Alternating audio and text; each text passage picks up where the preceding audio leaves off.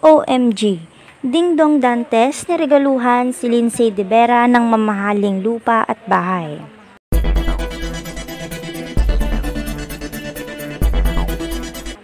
Hot topic pa rin ang kontrobersyal na issue ngayon sa social media, ang pagkakaroon nga ng anak ni Dingdong Dantes sa ibang babae.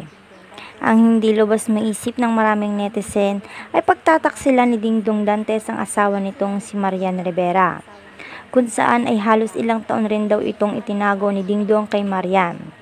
Kaya laking gulat na lang daw nito nang isiniwalat na ng babaeng sinasabing nabuntis noon ni Dingdong na walang iba kundi si Lindsay de Vera na nakasama niya noon sa isang teleserye. Kaya naman todo pang babatikos ang kinakaharap nito ngayon. Lalo na raw ngayon at isinapubliko na ni Lindsay ang tungkol sa kanilang relasyon noon at nagbunga nga raw ito ng isang batang lalaki. Kaya naman wala nang ligtas si Dingdong para itanggi pa ang lahat ng tungkol sa issue na ibinabato sa kanya ngayon. Wala na siyang nagawa kundi aminin na lang din ito ang katotohanan at tanggapin kung ano man ang magiging kaparusahan nito. At kung ano ang kalalabasan ng kasalanan kanyang ginawa, lalong-lalo na kay Marian Rivera.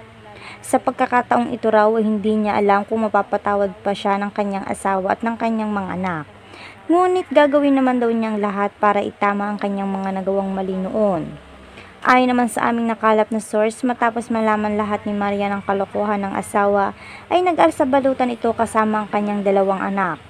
Hindi na nga raw nito kinaya pa ang depresyon sa lahat ng kanyang mga natuklasan na panloloko ng kanyang asawa na si Dingdong Dantes.